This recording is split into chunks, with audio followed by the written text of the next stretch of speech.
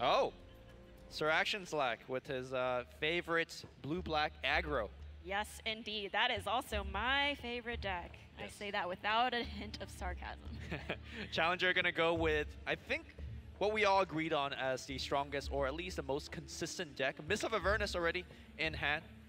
And this quickly answers the question that, does he know that you could play? There's the SirActionSlacks early assault ladders. Yes, that is what I've learned as not a great move. Ooh, miss only on 2. It's interesting, right? You have enough mana to play it. It's an improvement. Yes. You know, your instinct is like, oh, I should just play this item. But yes, especially when you're getting some extra chip damage. That's the normal instinct here. And, oh my goodness, this is the earliest Disciple I've seen. Yeah, that's actually representing 15 damage, but I think our challenger has the perfect answer in hand right now. Indeed. But instead, he's going to go with the Ironfall Gold Mine, Green is taking good. 15 to get that extra 3 gold. Yeah, I guess he's looking for a better, you know, maybe next round he'll surprise Slacks with that no accident. But sure. Otherwise, since even though that Disciple of Nevermore has 4 health, it has -2 armor, and it gives everything -2 armor. So that no accident would actually kill off that Disciple. Yep. In fact, no accident is going to be pretty vital moving forward, as he could also take down Sorla Khan if he puts Debbie. Debbie. Or Haley? Riley? It's Debbie. Okay, it's Debbie.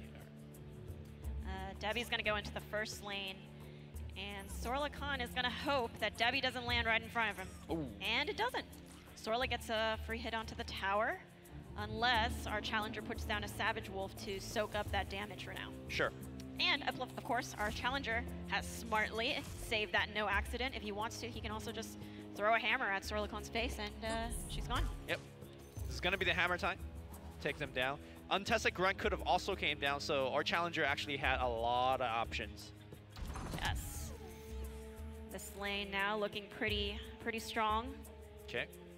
And that is going to go for the Dimensional Portal. Maybe this... a lot of damage. That's lethal on turn 2. That's wild. That is actually We underestimated the early assault ladders, and it is paying off for Slacks. Yeah. Unfortunately, you know, now it's not lethal anymore. But still, a good amount of damage. Good amount of damage, and damage is important in this aggro deck and getting it in early. So Slacks is going to save Necrophos by TPing back to Fountain. Yep. I agree with saving Necrophos as opposed to Zeus. You have Disciple of Nevermore, so you're already looking which is the other lane I can start pushing, and with the Black Hero coming in, that's very, very vital. That's true, and he's going to drop the Celemanus Favor for the Challenger. That's going to give him some nice mana ramp, and next turn he'll have 7 mana to work with in that first lane. Yeah, 7 mana is the magic mana in this deck, as you could cast Steam Cannon. He's got that in hand, and he will really need to start shooting some shots to protect his mid tower, or Challenger could just give it up already. But it is, to me, quite early to be giving it up. In fact, he is going to deploy the Chen in there. Yep, I don't think that's bad as well. He has a hero now in every lane, so he has the options to cast cards and use up his mana from each tower. Slacks is he's picking out where he wants to put that Crystal Maiden. CM. Very squishy, only 2/5 in stats. Yeah, but his hand's actually very good at protecting the CM. 2 battlefield control. Most likely CM should not die at all. That's right. So he's actually putting the CM in the first lane, and even though it looks really bad that Debbie's going to eat her up, but he has battlefield control in hand and can retarget where Debbie's going to go. I mean, there's 2 ways to look at it. It's like, if you do put it in here, you have battlefield control, but at the same time, you have to use battlefield control. Yes. Whereas she might be better off elsewhere. And it's going to be Steam Cannon. If Steam Cannon actually shoot down that creep, then the arrow will get redirected. Realigned. Yes. That's right. If there's no more target for Debbie to actually hit, she's just going to go default back to Crystal Maiden. Yep, and that's exactly what he does. Yo, our challenger knows the mechanic of this game like the back of his hand. Sign him up already. Yeah.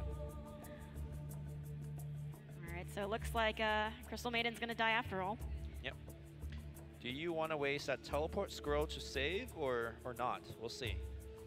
Yeah, he has the option as well if he wanted to save Jamoy at the end.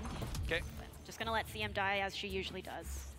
We are sitting at 12 gold for this deck. Unfortunately, no more Black Hero downstream to use Payday for a Challenger, so this 12 gold is not going to get doubled, at least this turn. Challenger going to put down that Savage Wolf and blocks that 4 damage because of that Assault Ladders. That creep's actually doing 4 instead of 2. So good move in saving some damage to that 7 health tower there in the mid lane. It's always a great choice to develop a Savage Wolf in a free lane. Yes. And with no hero here to contest or threaten that Savage Wolf, it's a free develop unit. Oh, another Disciple of Nevermore. His heroes are going to die anyway. He's looking to just push for some damage from these two creeps. I love this move, right? Like you got 2 more hero coming in, and you know that the Disciple of Nevermore is going to stick around. You could even protect his hero by, well, there you go. There it is. And Rix is going to die this turn as well with that Necrophos hitting him for 7. That is a lot of damage. Now Rix can come back and will come back thanks to the rapid deployment. Ooh, Keenfold Musket picked up from the secret shop. Yep. Although there are some in this item deck. Unfortunately for Slacks, I think he really wanted to get those 2 extra creeps to the right side to start pushing. But Slacks momentarily giving up that pressure on the mid lane, despite the fact that he did so much damage.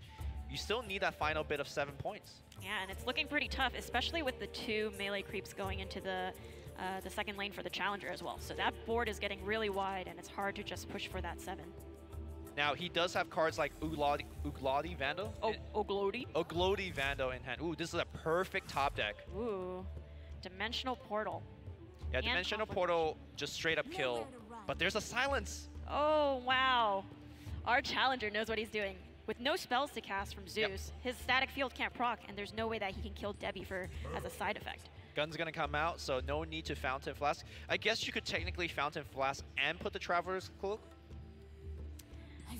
Yeah, I think this tower is getting pretty low for Slacks. He's maybe thinking of just letting Zeus die to tank the damage.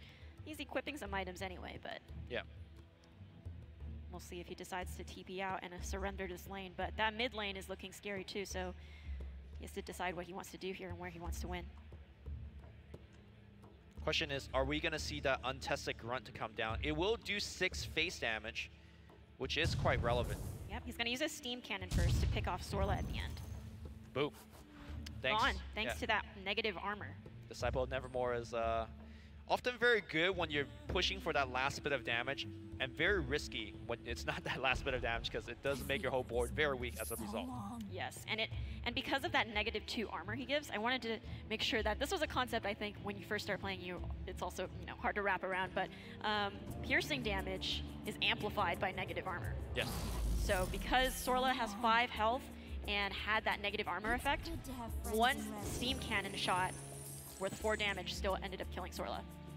With Zeus TPing out, a Challenger puts that Claymore down, and he is 3 away from popping that tower. Looking pretty rough for Slacks, especially with this mid lane being so wide. Yeah. He's going to start having that Wolf also getting stronger with each combat phase. And once these creeps, which are all dying from Slacks' end, end up dying, all of these guys are going to be hitting the tower. Interesting that our Challenger did not put the untested grunt on the first lane to get that lead though, instead choosing it to add a little bit more damage here. I don't think it actually ends up mattering. And he does have 50 gold now to go happy at Tiffany's. Indeed, and we can see which lanes Slacks is going to want to protect with 3 blue heroes. He does have Conflagration. He wants to put at least 1 blue hero in the first lane, and then that way he can cast Conflagration into the second, and then you can kill off these untested grunts and one of these creeps as well. But with that said though, our Challenger has both Steam Cannon and Pickoff available. So that is 8 damage that could come from anywhere. And smartly, SirActionSlacks puts both blue heroes mid. Because if he only put, let's say, Crystal Maiden or Yomoi, my boy, both of them would just get picked off by that series of spells. Yes, and Slacks does have, I just realized his name is SirArtifaction_Slacks. SirArtifaction_Slacks does have initiative, so he is considering what to do first. Yep. He's looking at Thunder God's Wrath, but that's not really helping him other than killing Rix in the last lane. Which is actively bad for him. Which is bad, exactly. And so I think he's gonna want to do that conflict. Okay. Never mind. Let's do the ban. That's cool too. But he is threatening to kill both these heroes. With that said though, I do think there's so many ways for a Challenger to get lethal. He could just use a Steam Cannon to ensure it. He could pick off the creep, or he could just go Thunder High Pack. That's true. That Thunderhide pack is coming out hot. That is 8 mana, and it looks like he can just threaten lethal right here with Lycan alone. Yep. So may as well save that in that second lane. Zeus is not feeling so great. No. Misfired his gun, shot himself in the toe, and did 1 damage to himself. Firearm is very dangerous. You gotta make sure you know how to handle it properly. Right, you gotta take that safety off Zeus. So Slacks is not feeling so great, so is already starting to shoot himself. Ooh, shop deed. Unfortunately, we're not gonna see any crazy items from the shop because this game is over. Game's over. Yeah. Had Slacks put the conflagration, as he likes to call it, into the second lane, I'm not even sure if he would have survived. Would have definitely helped. See, it definitely would have helped. And he does have Dimensional Portal. I think, in fact, it would close up all of the gaps. Yes. But of course, he doesn't know that there is still Big Papa. Big Papa Thunderhide. Yeah. And with Slacks lane being smaller than our challengers, you know, it's gonna have a guaranteed hit on the outside of these his board. These arrows are really helping out. Yeah, these arrows. But Just so happens this creep fell in front of PA, so it's blocking 6 damage, but because of the pick off in hand, PA is able to just take the win for our challenger. Oh, excuse me, he didn't even had mana for the Thunder Pack, but did not He didn't even have mana Yeah, because of the Salamane's favor. That's right. Yeah. So, did not need it. Give it up for Andrew from San Francisco. I gotta say beating our challenger. That looked like one of the most well-played games. That was very well played by Yeah. Andrew. Very